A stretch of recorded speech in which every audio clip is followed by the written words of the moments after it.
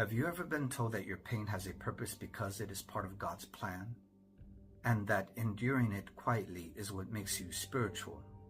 That questioning, fighting, or trying to end it too soon would be a failure of faith? I need about 4 minutes to show you why that single idea might be one of the most devastatingly effective cages ever built for the human spirit.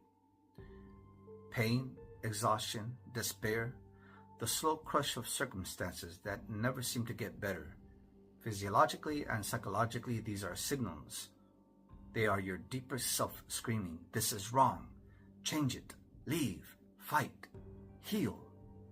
That scream is the most pro-life force you will ever encounter.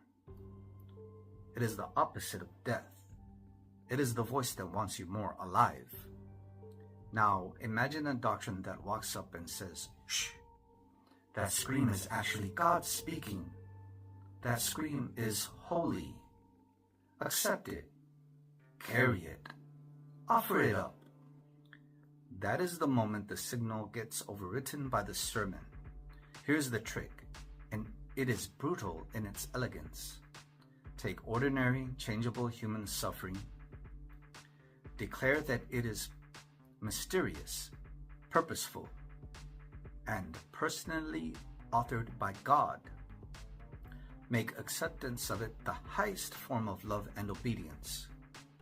Result: the very alarm that was designed to force transformation now becomes the proof that you're doing spirituality correctly. And so, you do not fix the situation, you glorify God in it. You do not leave, you submit. You do not demand justice, you practice surrender. Your pain stops being a problem to solve and becomes a sacrament. And the people or systems that benefit from your inaction, they never have to change because God Himself has supposedly signed off on the arrangement. Next time someone tells you your suffering is God's will or part of His perfect plan, just ask yourself one question. If tomorrow you woke up and that suffering was gone, if the marriage healed, the depression lifted, the poverty ended, the abuse stopped, whose theology would be most threatened, yours or theirs?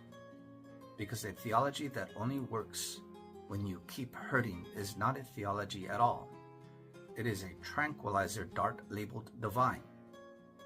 Any teaching that frames changeable suffering as more spiritual when it is endured rather than when it is transformed is not on the side of life. It is on the side of whatever feeds on your unspent life. Your pain is not a love letter from God. It is a fire alarm.